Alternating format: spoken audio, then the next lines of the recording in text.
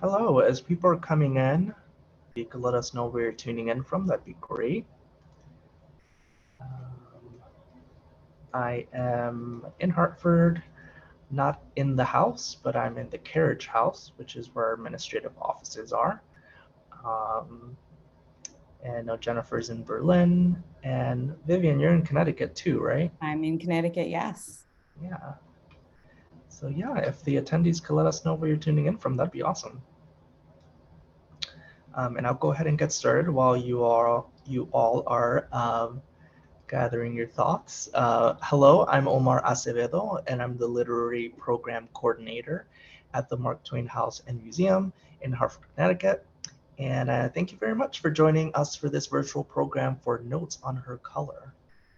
First, I want to thank our sponsors. Our virtual programs are produced in part with support honoring the late Frank Lord.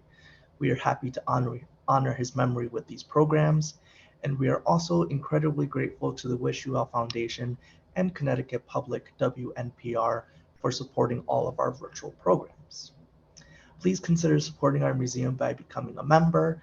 All members receive free admission to our author programs, the house and museum, year-round discounts in the store and cafe, and more. I'll put a link in the chat right now. Yeah, you can consider becoming a member. You don't even have to be in Hartford to take advantage of membership. Now on to our guests. Our author is Jennifer Neal. She is an American-Australian author, artist, and occasional stand-up comedian. She is a graduate of the Florida State University, the School of Art Institute of Chicago, and Monash University in Melbourne, Australia. She has written for NPR, Playboy, Gay Magazine, The Cut, The Root, and many other publications. She is a MacDowell Fellow and a Pushcart Prize nominated essayist. Sorry. Our moderator, Vivian Nabetta, began her professional career at Hartford Stage, a two-time Tony Award-winning regional theater, and has since gone on to work for other nationally and internationally known arts and culture organizations such as the Amistad Center for Arts and Culture and the Harriet Beecher Stowe Center. She now serves as the Director of Marketing and Public Relations at Capital Community College in Hartford, Connecticut. Vivian has a Bachelor of Arts in Theater Studies from the University of Connecticut and a Master of Arts in American Studies from Trinity College. We encourage you to have a conversation in the chat. If you have a specific question, though, you can post that directly into our Q&A section.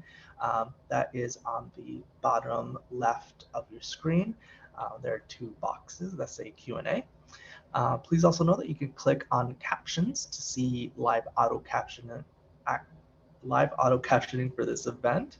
Actually, I'm going to turn them on right now. Finally, and perhaps most importantly, I'll be putting a link in the chat to purchase Notes on Her Color through our museum store. Your purchase will support our museum and our honored guest.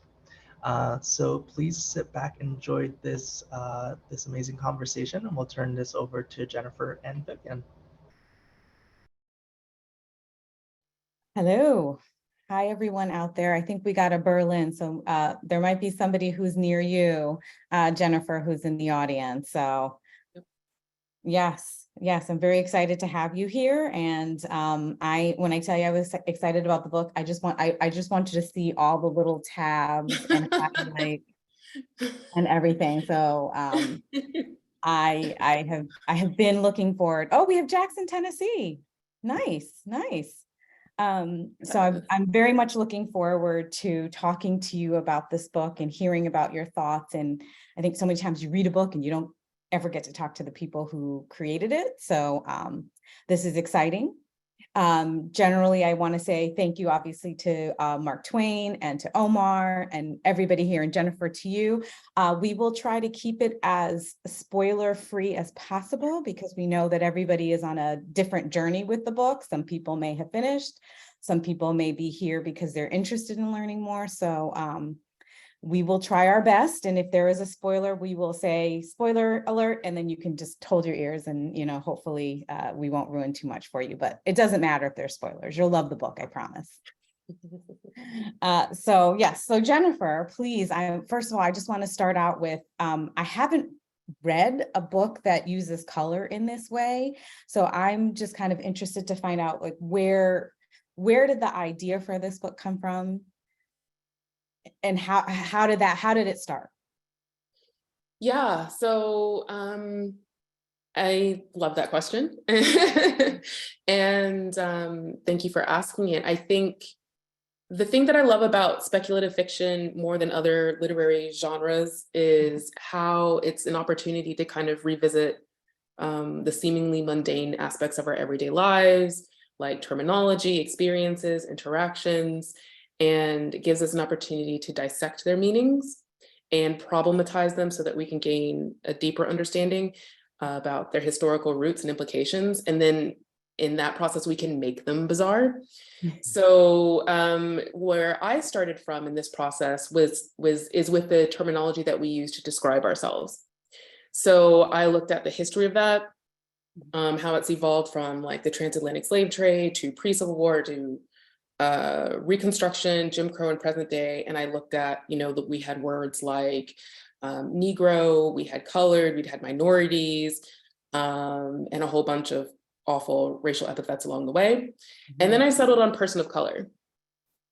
And it's a term I think I just wanted to unpack a little bit more in depth, and really kind of examine the historical implications of it, but also the literal implications of it, because color represents so many different things on the spectrum.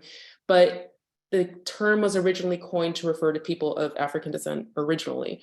And yet the term Black in and of itself, you know, if you refer to Black paint, is the absorption of all colors everywhere. It's different with light, but in terms of paint, like that is something that we tend to overlook in our everyday conversation.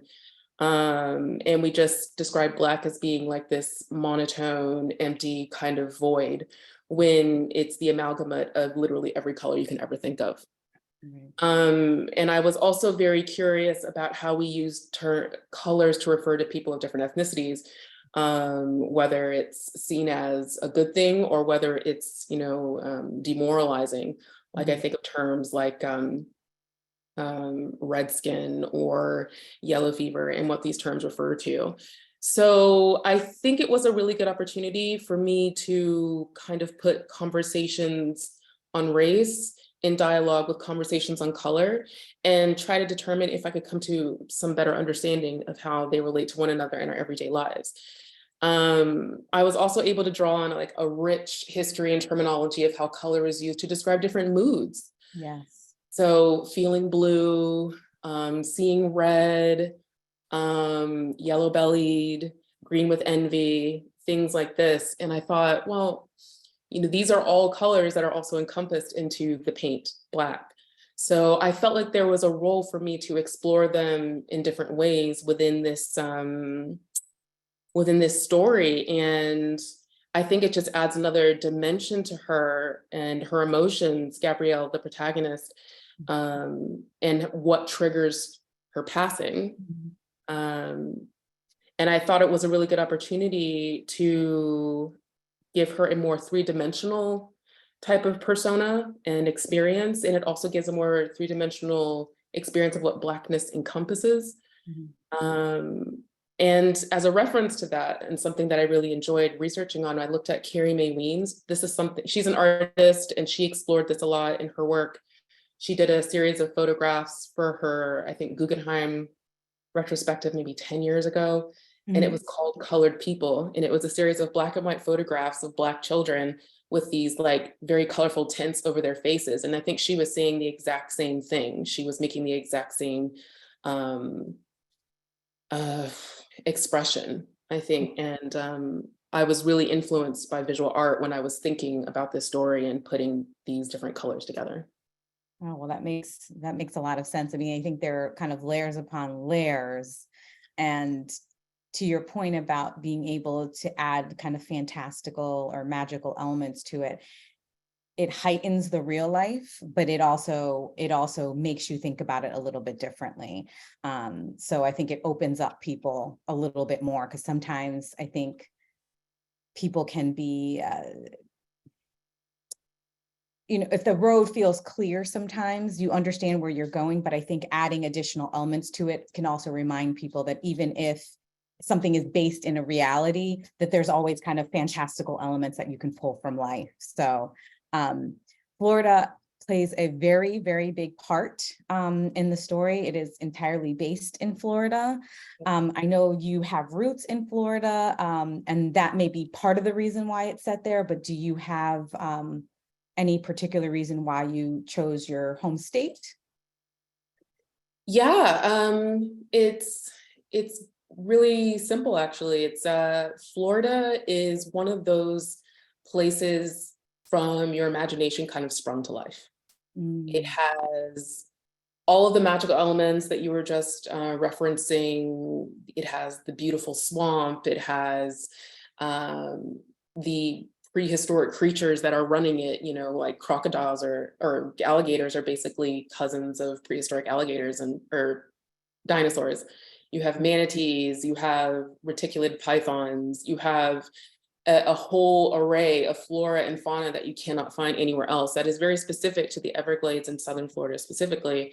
You have rolling mountains and hills in the Panhandle. You have pristine white beaches in Sanibel Island. You have this kind of Caribbean culture in Southern Florida. You have this concrete neon lit Mickey Mouse jungle in Central Florida. You have the Scientology headquarters in the Tampa Bay area.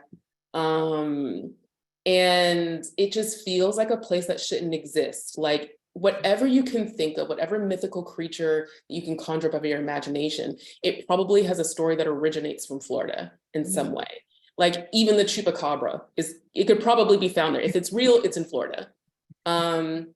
So again, that's just revisiting like the mundane things. Like we're used to the punchlines of Florida man and Florida woman, and more recently, the politics of one particular Florida man who was ruining everything. But it's kind of like an evil fairy tale brought to life, where it's capable of being really beautiful and it's capable of being quite monstrous.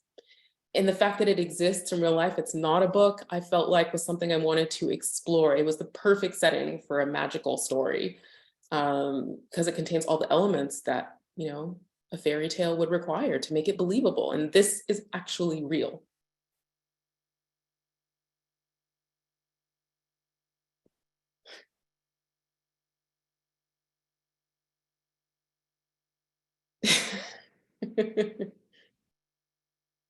Oh, I can't hear you. There we go. Yes. There you are. Okay. There was a small technical issue. I really like that connection too. And, as you were talking about Florida, you really got me thinking about, I just recently started watching Claws. I'm almost finished. And I don't know if you've heard that. So it initially started on TNT, but it's on Hulu. And it's for folks who don't know, it's about a woman named Niecy Nash, and she is running a nail salon in Florida. And it's with her group of 3 women. One she's very close friends with, another one she's friends with, and the newer younger girl. And Florida very specifically plays a huge part in that show. And I think a lot of what you said about Florida, the landscape, the and how magical it is, it's a show that's reality, but it's kind of heightened reality. And when you were talking, you kind of made me think of that. So watch Claws. But the other thing too, I know we spoke very briefly yesterday, and you mentioned that there is a connection, that you see a connection between Florida and your Australian roots. And I would really be interested to learn about that as well, because I know it's here in these pages as well.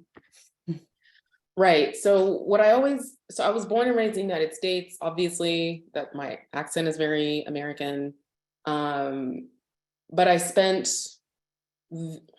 a really solid chunk of my adult life, about 8 years in Australia, where I became a citizen. And it's funny, you know, of all the places to become a literal second citizen, it was Australia. And I think, and I would assert, and I will probably say this until the day I die, it's because if you took the state of Florida and blew it up into a continent, it would be Australia. So you have the rainforest in northern Queensland, you have pristine beaches all over the place, you have mountains for snowboarding, if you can believe it, you have Did not know that. tropical thunderstorms, you have bushfires, you have swamp, you have saltwater crocodiles instead of freshwater alligators. And again, flora and fauna that's unique specifically to that part of the world that cannot be found anywhere else. On top of that, it's the very problematic politics, it's the very backward thinking, and it's also just people who seem to have an added layer of resilience against natural disaster. Because for me, being a Floridian and being very accustomed to things like hurricanes and hurricane parties, and then tornadoes that come with hurricanes, and then like Western or Eastern diamondback rattlesnakes and water moccasins ending up in your swimming pool, you know, that could kill you in a single bite. It was really comfortable being there, being in Australia. Hurricanes. Yeah, I'm good. I mean, I remember once watching a storm roll in off the coast at St. Kilda Beach in Melbourne, and this cloud was dark, it was green, it was menacing, it looked like it wanted to take out an entire town.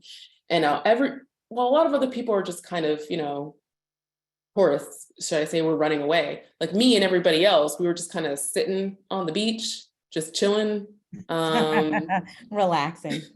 Some people were ordering drinks from a beach bar. I think I was eating some nachos. And I was like, East Coast comes out. I'm like, oh, a hurricane? No, I'll be. I was like, what's the fuss? Well, and it's a good, actually, the hurricane gave us a perfect transition, because we do know storms and nature plays a very big part of the book. Again, trying to be spoiler free, I won't get into it, but that leads me to a perfect transition to talk about your book. And when I was reading it, you know, you kind of go through it, you read it. And then when I was looking through my notes afterwards, something stuck out at me that I felt I'm like, oh my God, this is the theme of the book. So there was and you can tell me I'm wrong. It's okay. You can, you know, make my comment. So far, you're making a lot of sense. But when you open with the quote from Warshon Shire, that it says, you can't make homes out of human beings, someone should have already told you that. And I literally was like in my car and I was like, oh, that's the whole book. The whole book is the father trying to make them a home and he can't. Gabrielle is trying to make a home and she can't. It's all about not knowing that lesson and where you try to make your home and you can't make it out of a person unless that person, I think, is yourself. So am I close? You are so close. You are right on top of it. This is the point and this is you right here. Okay, I will take that win. I will take that win. So I guess it led me to ask, you know, there's a reason why you put this quote in, and specifically at the beginning. And since we're not necessarily going to go chronologically, but it's a good place to kind of start because that sets up the theme for everything else. So why that quote? And then I guess, how do you feel it connects with the rest of the book? I'm so glad you asked about that quote. It was something I had been thinking about for a very long time. So for anybody who is writing a book or is about to publish a book and is thinking about which quote they're going to put at the beginning, just so you know, the pressure is real. It is a big deal because it sets up the expectations for everything that comes afterward. And I had it down to that quote and another quote by Joyce Carol Oates, which was about blood. But this one I thought was much more appropriate because that, like you said so eloquently, is the whole point of the book. It's how people try to use other people for the safety and security that they feel like is inherently lacking in their day-to-day experiences. So in Gabrielle's sense, because she has this ability, that's one thing she feels like she needs to protect. The other thing is, of course, that she is, you know, a very queer, very confused young woman growing up in this very static, stale, lifeless home. And this kind of emotional incestuousness between her and her parents, and between her parents and each other, is each other trying to find a way to be safe in one another. And you see that in the triangulation that they have, the dynamics that they have between each other, and how the mom and the daughter kind of use each other for a safety mechanism against the father. I don't think that's giving too much away. And it's also a mentality that Gabrielle takes with herself when she kind of ventures out and she meets this piano instructor. And it's a very hard lesson that she has to kind of unlearn along the way. And this is kind of the point of the hurricane. That's the symbolism of the hurricane, how hurricanes kind of destroy things. They destroy relationships, they can destroy people, they destroy homes. And so it's very symbolic how I'm using kind of tropical weather here, because without these things that she's always known, she has to try to create a new home for herself. She has to try to be a home for herself. And that's essentially the lesson of the story. Yes, no, and I think there is a great, I think, and I'm not just saying that because I'm talking to you, but as I was going through the book, there's so many moments where I highlighted just the way you talk about that they're life lessons, even if it's just a sentence about how someone felt that day, or that it encompasses like what somebody would write in a psychology book in so many pages. You just wrote like 3 sentences and you're like, yes, this is what it is. And so when I was thinking about that quote, I remembered this passage in the book on page 6, if you don't mind my reading it. It's pretty quick, but it says, you can heal him. My father waited for her after service, introduced himself as the most broken man in the world, and she ran away with him 3 days later with a promise to fix him. His wedding gift to her was a brand new piano that she learned to play but never truly mastered. Her gift to him was a failure to keep her word. 10 years later, they had me to fix them both. Yeah. I mean, right there. It's like, we are speaking about this particular couple and this particular relationship and this particular scenario, but these are a lot of people. This is representative of so many people. And so it was just like the way you just get to, I guess you get to the bone, you get right to the meat, and you're like, we don't have time for any of this. They're both broken. He's broken. She's broken. They said they're going to fix each other. They don't. And then they have a baby. And here we are. I have to partially credit my editor for that, Alicia. She found it to be very interesting to give them a little bit of a backstory there. And I had to say, at first I was kind of like, I like the idea of kind of dropping in with a little bit of mystery and letting people kind of come up with their own assumptions about how this very dysfunctional relationship formed. But then I had to say, like, that was a really, really good suggestion. And I'm really glad I did that, because I do feel like what you just said, it probably does resonate with a lot of people. And despite the fact that it's fiction, obviously, you still want people to have that kind of connection, to be able to invest emotionally themselves in the story. And that is one avenue I took that I felt like was very aligned with the rest of the story, which isn't exactly feel good, even though I think there are some irredeemably hopeful aspects to it. But very poignant and very stark and very, it'll attack you. It'll attack whatever emotions that you're carrying around, and it brings that kind of, again, the everyday mundane to the surface. Yes. And Yes. I also thought, sorry. Oh, sorry. No, please. Well, I also thought, how incredible is it that these two people bring in this really interesting, precocious, kind of weird, talented, kind of dynamic person into the world as a balm for themselves. And even when I was writing it, I felt devastated while writing it. So I can only imagine what other people would feel when they read it. Well, I felt devastated reading it because I think for me though, and it's good to know that that was included, because I think when you go on this, when you're in their home and you're in their household, and I have very particular feelings about the dad, while I understand and have reasons, and I can see why the behavior is this way, to know that at the beginning that he already knew he was a broken man. And you know, they did it anyway. I think it helped me, well, one, not throw my book when first of all for that, and then two, you know, knowing a little bit about who he was, didn't necessarily make me relate, but it made me understand. It doesn't mean his behaviors are okay.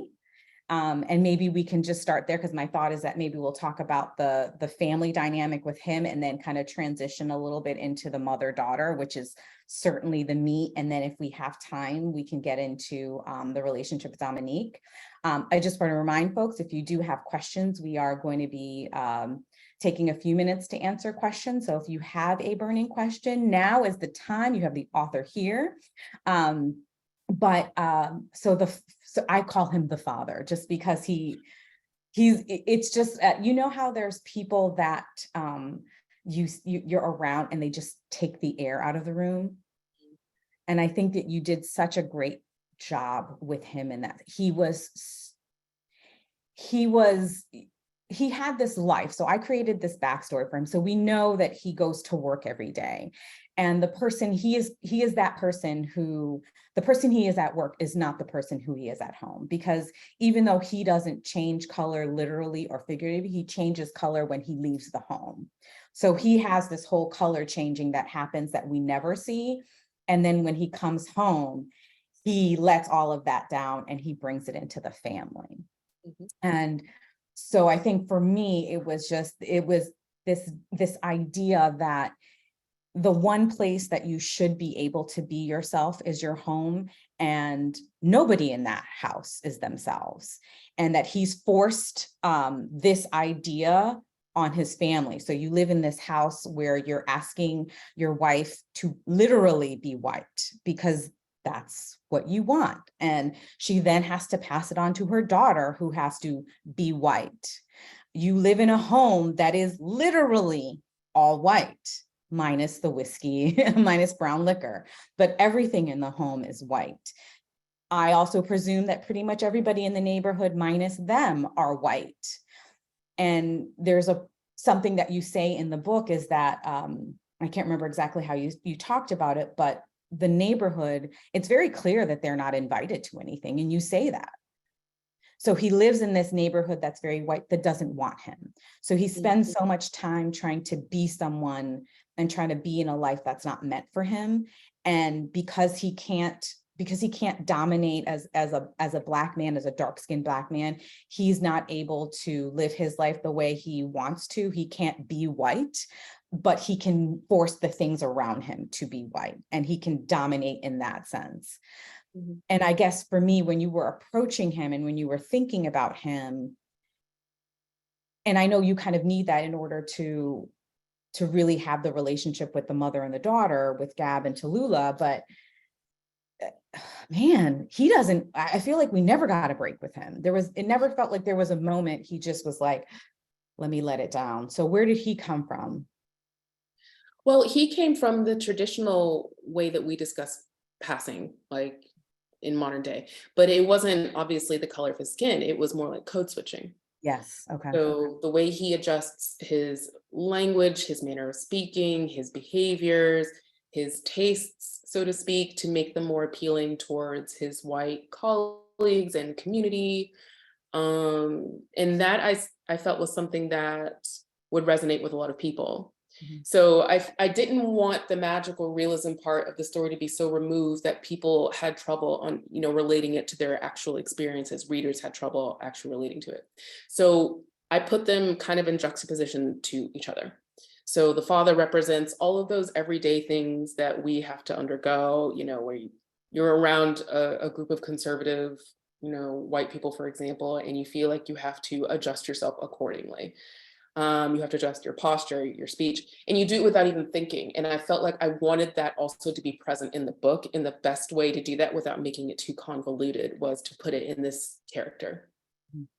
And it's funny how you say you have very strong feelings about this man. I have not heard a single reader say anything different.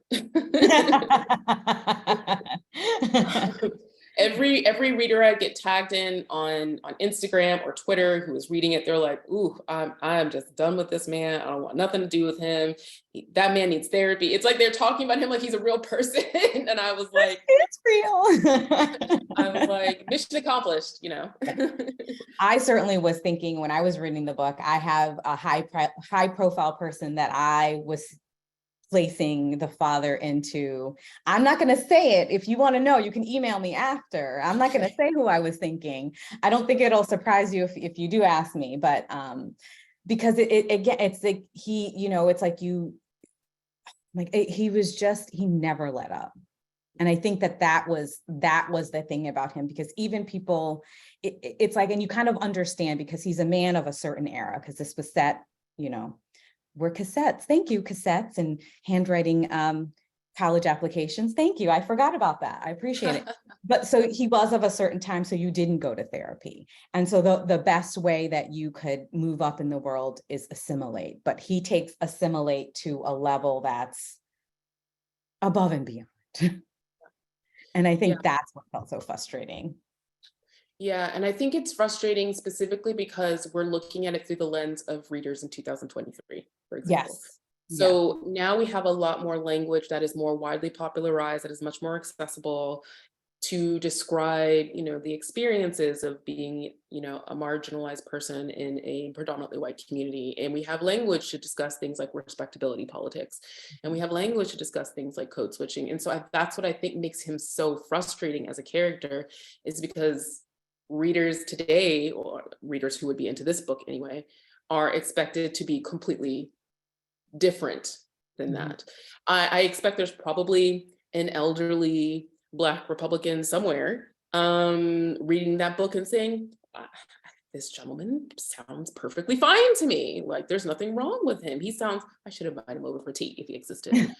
But I'm also kind of drawing on a long history of, you know, people like that who have been kind of antagonists in so many stories of Black people throughout history. You know, you look back at Black overseers during slavery, you look at the sort of uppity class of Black people from the turn of the century who were very invested in being accepted into white society.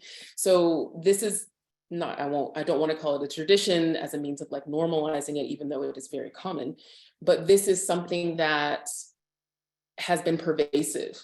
While progress has been moving forward, there's always been like this sort of counterpart within a marginalized community to kind of tug it back so that they can remain the gatekeeper of that community. And I felt like I couldn't really tell an honest story about passing without having somebody in the story who represented that. Yes, no, and it's true, because and it's also very physical passing. You know, it's very like I can only imagine what it feels like. And for those of you who haven't read the book, this is not a spoiler. The house that they live in is literally all white. So when I said all white earlier, I wasn't exaggerating. So imagine walking into a home that is all white, and you know, you have a magical family, and then when you walk in the house, they all have to be white too. So, and now that you explain it that way, it's true. It does make an excellent foil, because they're also not just passing just to pass, but they're passing also within their home. And what does that mean when your safe haven isn't your home? And there was a great, when you said respectability politics, I don't think you'll be able to see it, but one of my tabs, one of my clear tabs here, when Gabrielle was having a conversation with her dad in the car, and she said, you know, he said, if you work hard and apply yourself, there's no reason you can't succeed in America.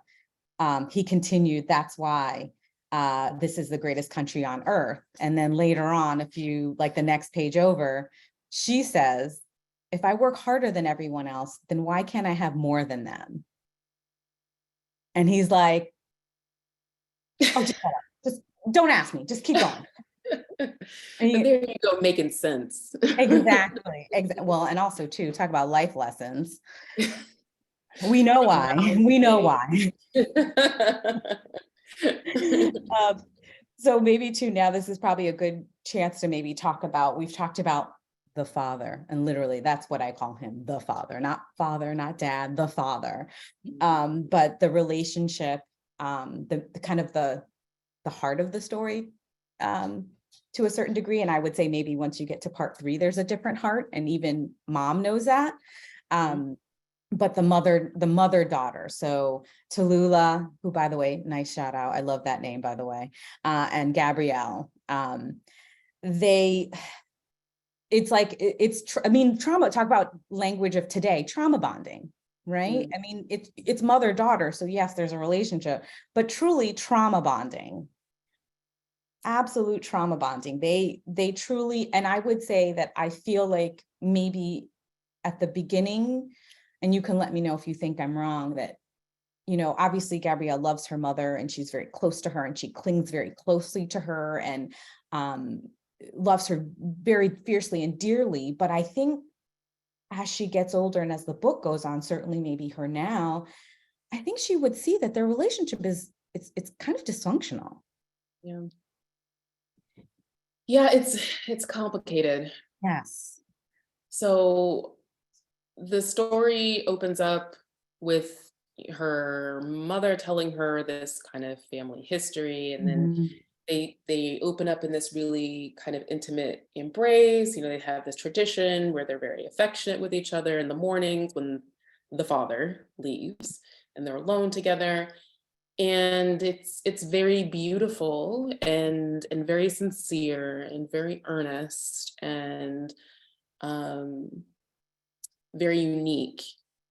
However, you have to wonder about how healthy that relationship could reasonably be expected to be given the circumstances. And then the more you read, what I hope people kind of see for themselves is just kind of how psychologically underdeveloped Gabrielle is at the beginning of this book. Yes. Because, you know, it's not just the fact that she clings to her mother so ardently for being a senior in high school, right? This is supposed to be the moment of flight where a child kind of launches off into the world. But she also seems kind of physically stunted. So it's the way that she doesn't, you know, hit puberty until much later, and the way that she has trouble kind of understanding the way people are communicating to her outside of the house. So it is a trauma bond. And I feel like the trauma bond formed partially in relationship to the father and how they lean on each other for support in the face of his kind of erratic emotional mood swings and his alcoholism. And on the other hand, they're clinging to each other because they are all the other person has. Yes, very much so. And then that problematizes what mother-daughter love can be or could look like or should be, or how it evolves and changes, because she starts off in this kind of womb-like state. And just like giving birth, I mean, I'm not speaking from experience, but similarly maybe to giving birth, she kind of has to free herself from this, which proves to be kind of a violent, emotional experience for both of them, because what will you do without this person in your life? How do you exist in the world? Who are you without this other person to kind of give you that perspective on your entire existence? And I know, oh, sorry. No, please. Continue. Oh no, go ahead, I'm finished. I was saying, I know that when I was thinking about it in the past few months, I've some of the things that I've been reading have related to mother-daughter relationships, just because. So when this book came along, I said, oh, okay, I'm adding it to the pile. And when I was reading it, and I mentioned yesterday, I wasn't going to tell you the book. So now I'm going to tell you the books. I was thinking about 2 books in particular as I was reading your book. And one of them was I'm Glad My Mother Died by Jeanette McCurdy. And the reason I was thinking about that, because again, it was this whole idea that I think for those of you who don't know, Jeanette McCurdy was a child actor. She was on a very popular Nickelodeon show. And, she transitioned from act, I'm super summarizing, but she transitioned from acting and is now a writer. And she wrote this memoir last year, which I would probably say the biggest memoir of 2022, if not the biggest, certainly one of the. And she talks about her relationship with her mother. And for those of you, again, who have not read the book, she starts off young. So she gets into the business because her mother wanted to be in the business. And she was very young and her mom wanted to be an actress and never got to be. So she pushed that onto her daughter. And so when Jeanette was talking about herself and her relationship with her mom as a young child, she said, "Oh, I'm so lucky. Aren't I so lucky that I have this mother who loves me so much that she wants these things for me," and that she never really developed as a person because so much of her identity was based on what her mom told her it was. And so I saw those connections between Jeanette and Gabrielle. Mhm. And I don't know if that makes sense. Feel free to let me know if that's not the case, but I kept thinking that because, and then as Jeanette got older, she was like, this wasn't a healthy relationship. She's like, my mom was actually a narcissist and she didn't really love me in a way that was appropriate to me as a child, as a person. And I know I'm springing this on you, but I don't know, is that making sense? Can you see that kind of similar-ish path? 1000%. And I think what I wanted to explore in different ways between the two parents, because I think they're actually quite I don't want to say they're alike, but they're kind of two sides of the same coin. So the father obviously has these very aggressive, very violent kind of rages, whatever. The mother is much more emotionally manipulative and unstable, and she's struggling herself, and she leans on her daughter way too much, for all of that. And I wanted to, I think, highlight how there's a kind of violence in the whole living vicariously through your child thing. Yes. And this references what you said earlier about what you read from the book, how when she says, they had me 10 years later to fix them both. Mm-hmm. So it was like she was created with this whole idea that she could never be her own person. That was never in the cards. She had to fulfill whatever dreams or expectations or wishes that her parents bestowed upon her. And she's so enmeshed in that, that even as she's preparing to leave and go to college, she doesn't really know how to make sense of who she really is. And she's not able to do that until she actually is physically exposed to somebody who is the complete opposite.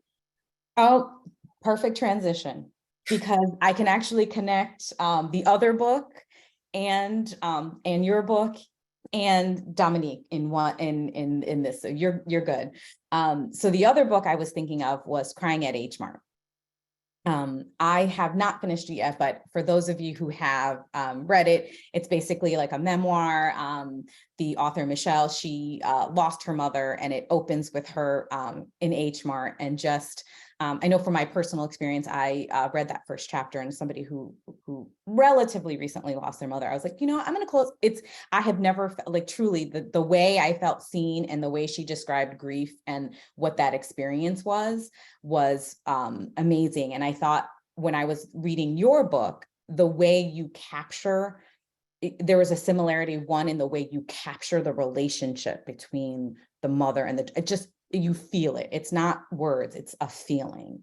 And so for two reasons, I thought of that book was the way you capture relationships, but also because of music. And so that kind of leads me to Dominique. And Crying at H Mart has a soundtrack because the author is, she's a musician.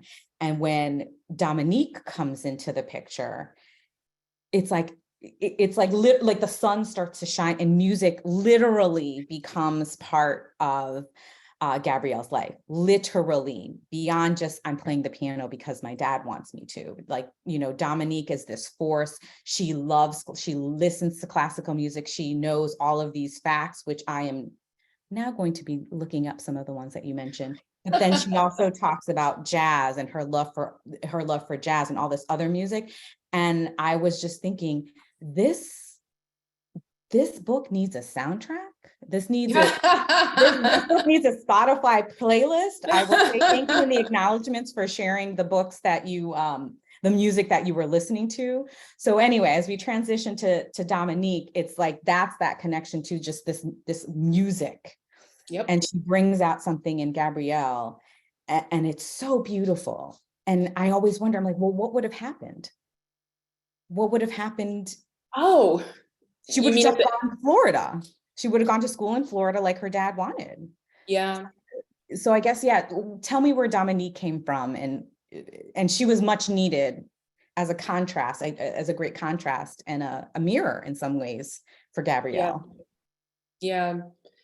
So the way I look at it is, you have this, I've set up the story to be very white, very banal, this whole existence that she has.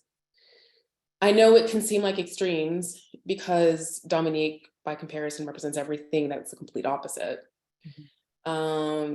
Color, joy, taste, spice, music, different varieties of music.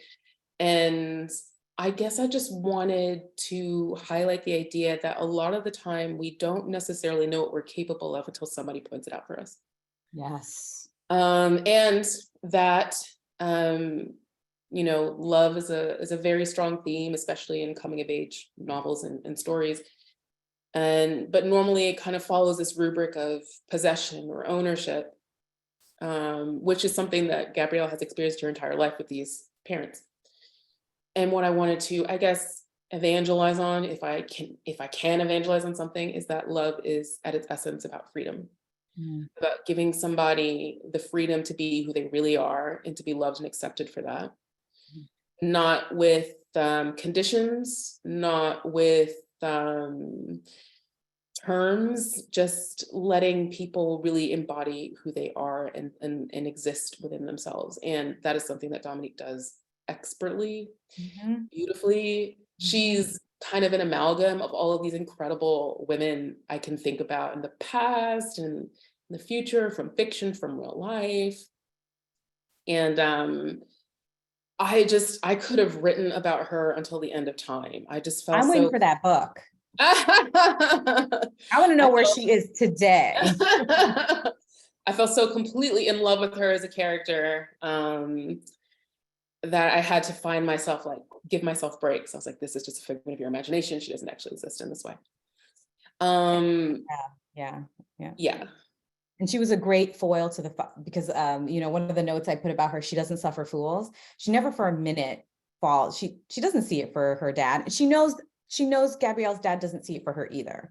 And I'm sure she's smart enough to know he doesn't like me because I'm a dark-skinned girl with, natural hair, and I'm coming, he won't even let me come to his home to teach his daughter. She has to come to my house so the neighbors don't see, and that, like, and just the way she, to your point about, like, love is freedom and without judgment. And I think the reason she's able to do that is because she is so rooted in who she is.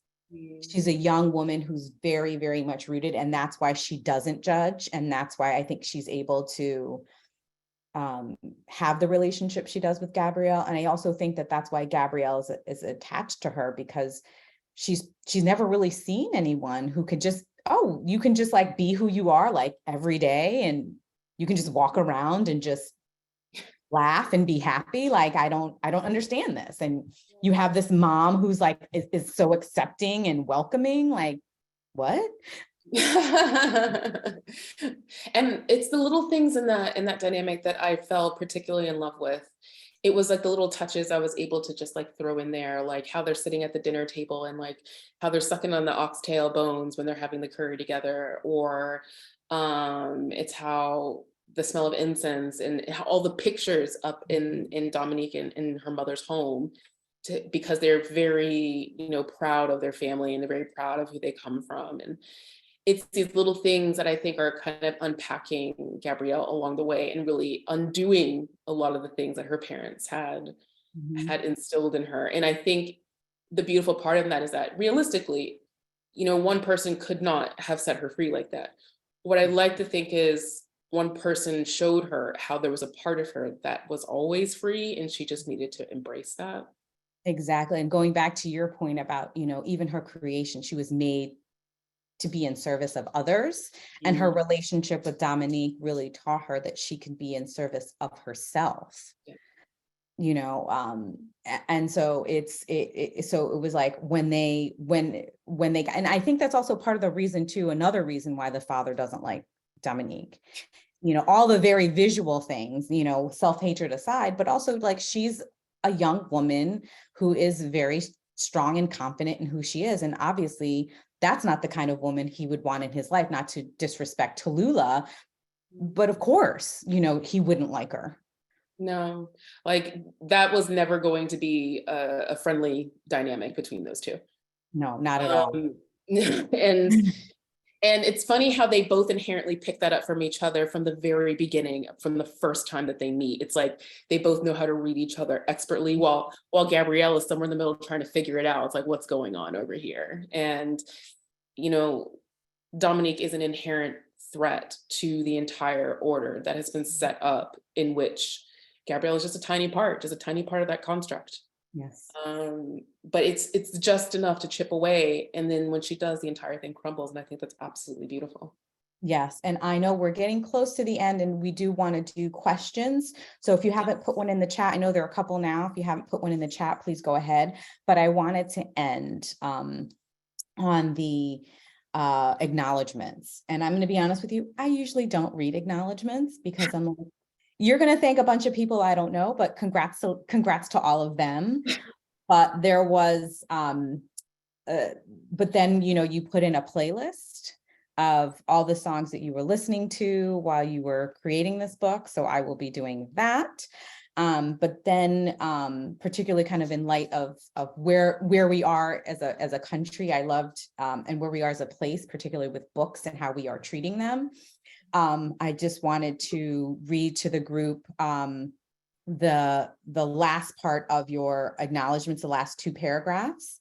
It says, thank you to the librarians and booksellers everywhere who are doing their best in a collapsing global economy for creating spaces where children are safe to daydream, as I did and still do so very often. And finally, to everyone who spent their hard-earned cash on a copy of this book and or took the time to check it out of the library, I hope you enjoyed the ride. And this is the part I love. As long as people read, hope remains. From the bottom of my heart, thank you. So get to the acknowledgement section, read it, I promise you. So I wanted to get that part out, and then there are some questions and I can read them for you, and then, you know, Jennifer, answer away. Sure. All right, so one of the first questions, do you know, will there be an audio book version of this available, and when? Yes, there will be an audiobook version. I believe it's already been recorded. I'm not sure when it'll come out. Maybe I can look it up really quickly if that's okay.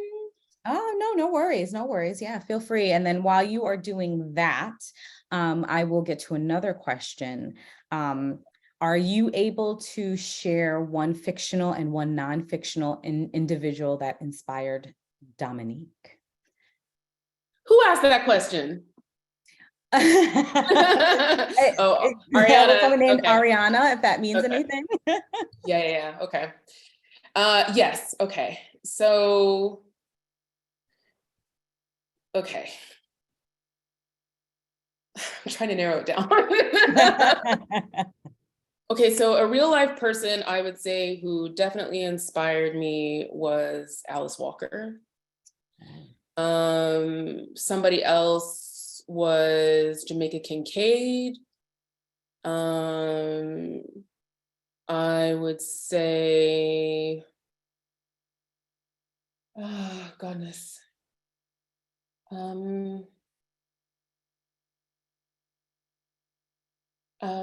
Fictitious, I would say Celie from The Color Purple. And Shug Avery. Shug Avery was really heavy on that description. You know, Okay, she I was a see it. musician. She didn't take any mess from Mr. Shug Avery was a really big deal. Also, I would say a lot of the people I spend my time around real life. So a lot of artists I know personally who have just been incredibly inspirational and who create artwork that has been really inspiring to me during this entire process. So if you want me to name drop, Sarah Umar, Shannon Lewis, Ruby Amance, and a bunch of other people. Oh, wonderful. And I just found out, I think someone put in the notes that the audiobook will be available on August 1st. Oh, thank you. I'm trying to, I know there's a few questions here and we have 4 minutes. Okay. So in Chocolate City, we learned that in the 1920s, white owners of bars and restaurants hired Black spotters to scope out Black customers who were passing for white and remove them. Do you think that the middleman was really necessary, or if white owners weren't so blinded by racism, they'd be able to do the spotting themselves? I think one of the functions of white supremacy is the psychological colonization. It requires turning people against themselves. So in order to make it as effective as it could be, and you could say this about heteronormative patriarchy as well, you have to convince the marginalized person that they can be adopted and have proximity to whiteness in order to escape their own plight. So yeah, I mean, technically a white person could have done that. I feel realistically, it would not have served the purpose quite so effectively unless you have also convinced some Black people or passing Black people to turn against themselves and turn against each other. So I think that is probably one of the core functions of this construct itself. That's a great question. That is a great question. I think we have time for one more. Is the African diaspora the foundational influence on the storylines we see in the characters' generational trauma, or are they compounded among the various timelines? Also a nice a great light question.